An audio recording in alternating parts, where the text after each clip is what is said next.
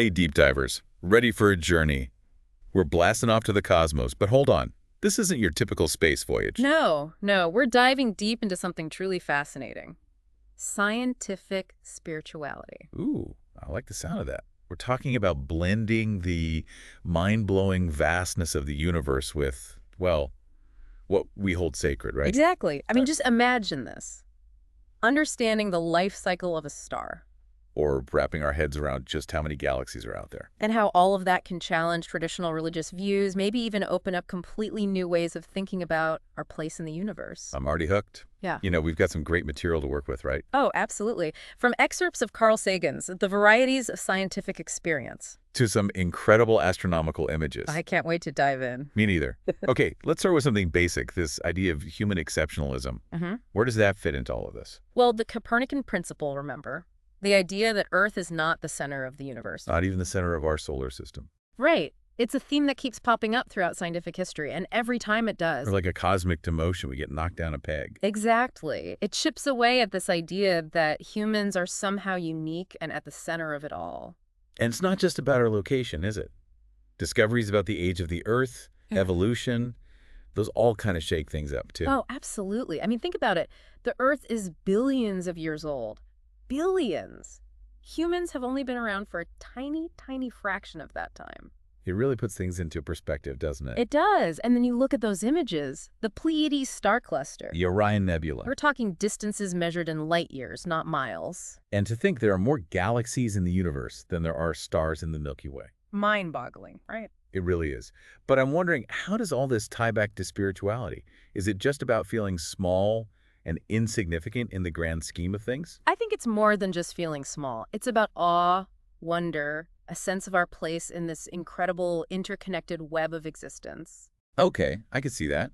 And, you mentioned some of the smaller moons around Saturn and its rings being so dark. Scientists think they might be rich in complex organic molecules. Like the building blocks of life. Wow. It is pretty amazing, isn't it?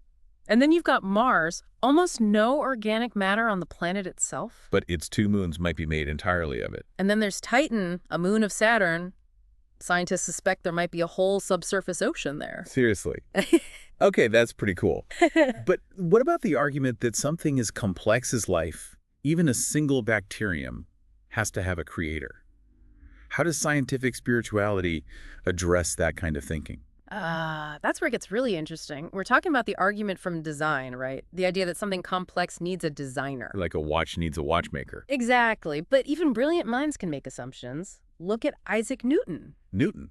As is apple falling from the tree, gravity. What did he get wrong? Well, he thought the planet's orbits were too perfect to have happened naturally, so he figured God must be constantly adjusting them. I mean, it makes sense for his time, I guess, but obviously we know better now. We do. Later, scientists figured out that gravity alone could explain those orbits. No divine intervention required. It shows how what we know, or think we know, can influence our beliefs. Is that kind of like the whole anthropic principle thing? The idea that the universe is fine-tuned for us? You got it. Sagan argued that some anthropic principle arguments just lack imagination. For example, in a universe with weaker gravity, you'd only have red dwarf stars. Some argue that wouldn't allow for life. But Sagan said, wait a minute, life could still exist, just in different forms. Right. It's not that the universe is specifically made for us. It's more like we're adapted to this particular universe. Makes sense. So less about us being special and more about us being adaptable. Precisely. And the anthropic principle, if you take it too far, can be kind of depressing. How so? Well, if the universe was made just for us, and we mess it up, doesn't that make the whole thing pointless? Whoa. Heavy stuff. But I guess that's what makes this whole scientific spirituality thing so fascinating. It makes you think about these huge questions without taking away the sense of wonder. That's the beauty of it. Speaking of wonder, how about we shift gears to the search for extraterrestrial intelligence? SETI, the quest to find out if we're alone in the universe. Sagan was a huge advocate for that. He saw it as an extension of scientific curiosity, a way to understand life itself better. Remember the Drake equation? It tries to estimate how many detectable civilizations are out there, right?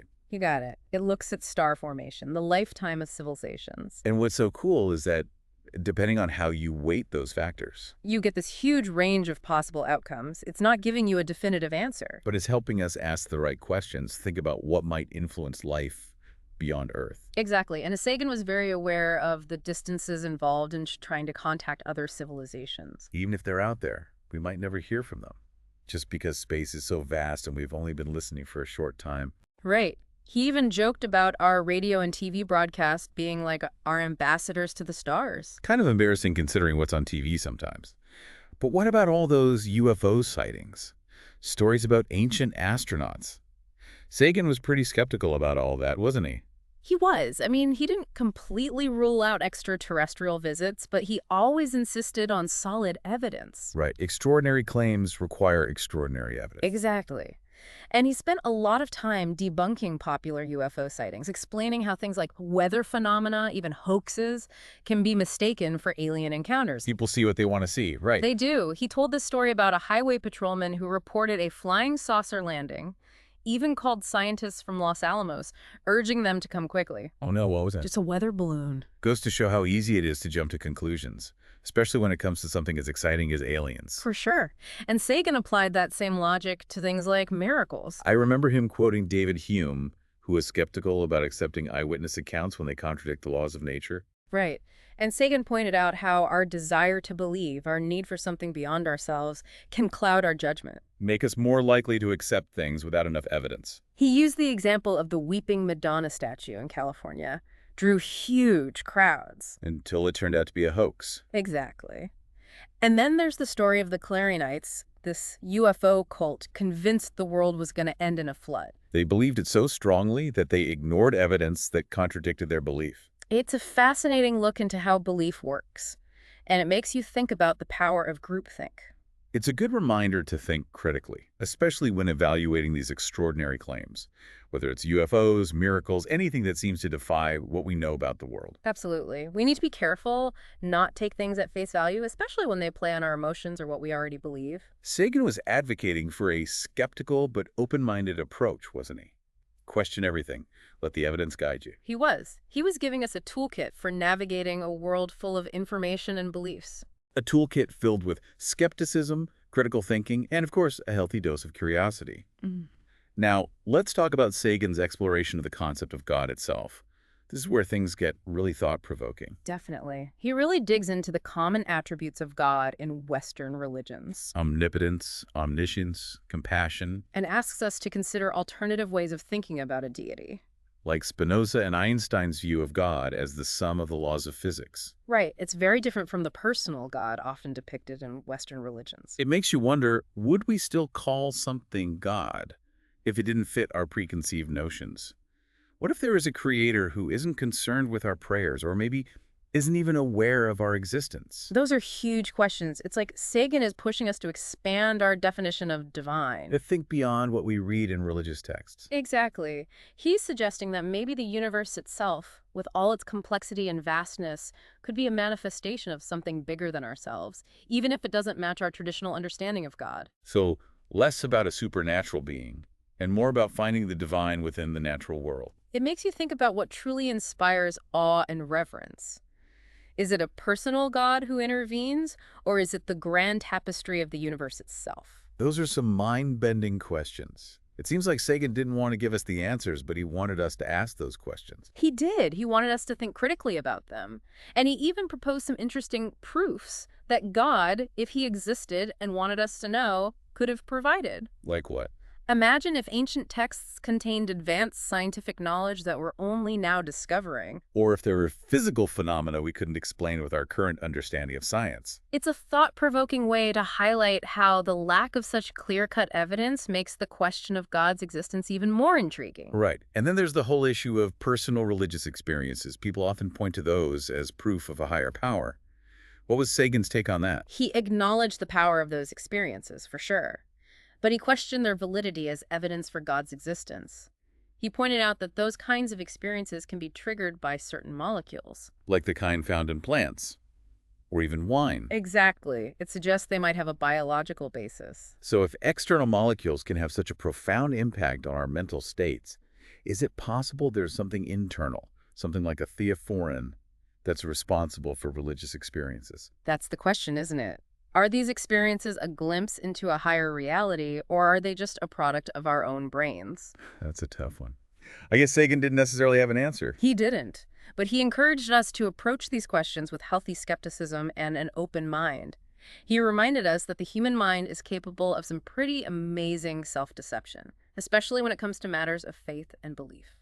It's not about dismissing religious experiences entirely. It's about understanding the complex interplay of psychology, biology, even culture. Absolutely. And this whole exploration reveals the dynamic, sometimes even paradoxical, relationship between science and spirituality. It's a relationship full of wonder and uncertainty, challenges and opportunities for growth. You said it. So, deep divers, what do you think? How does this cosmic perspective, this scientific understanding of spirituality, impact our lives here on Earth? That is a great question, and it's exactly what we're going to explore in the next part of our deep dive. Welcome back, deep divers. I hope you're ready for more. We've been on quite a journey, exploring how science can challenge some of those traditional religious views. How it can offer a new way to think about our place in this vast cosmos. It's been amazing. From the mind-boggling scale of the universe to the complex building blocks of life, it's incredible to think about how much we're still discovering.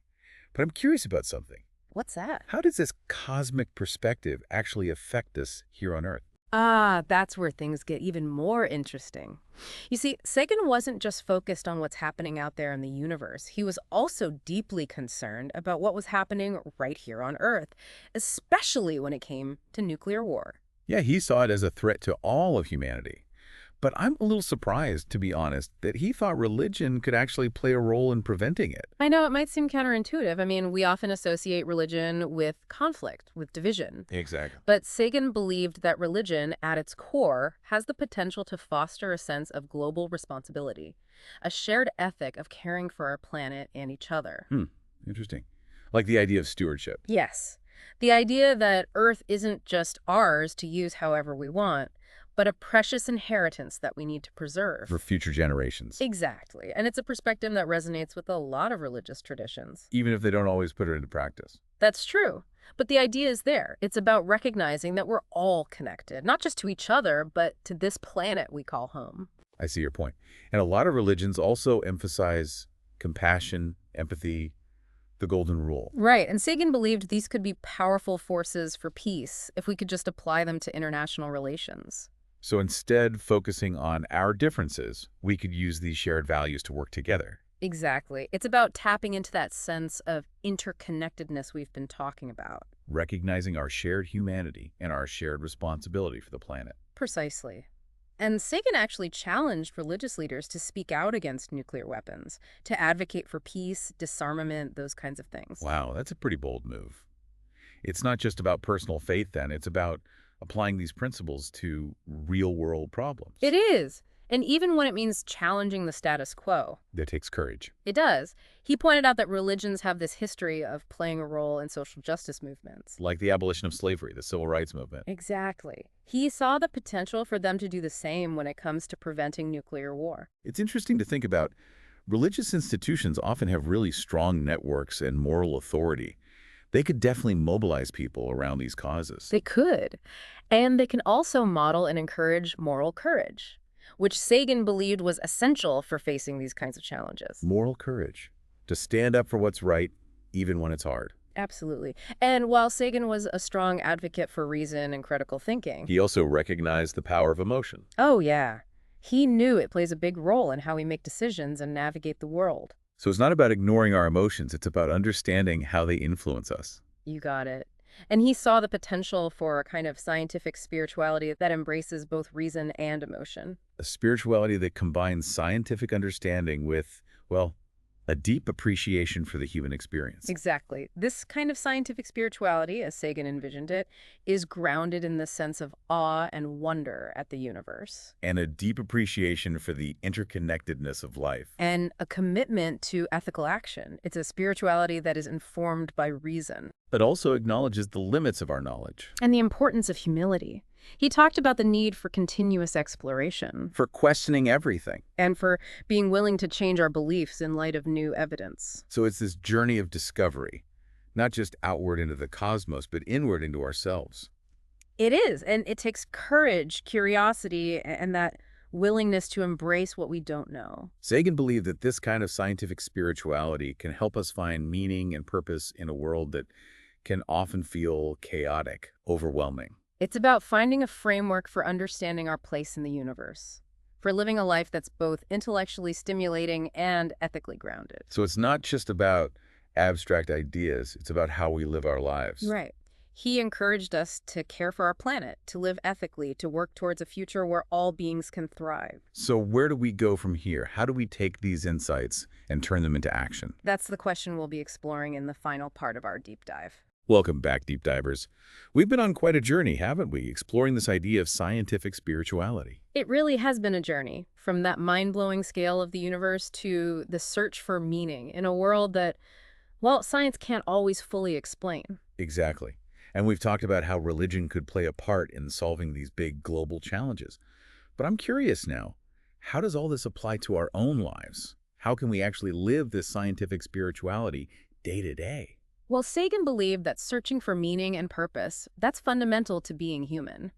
But he also knew that science doesn't have all the answers. Right, it can explain how the universe works, but not necessarily why we're here. Or what our lives should be about. Sagan actually suggested that meaning can be found in the very act of searching, of exploring the unknown, both within ourselves and in the world around us. It's like that saying, it's about the journey, not the destination.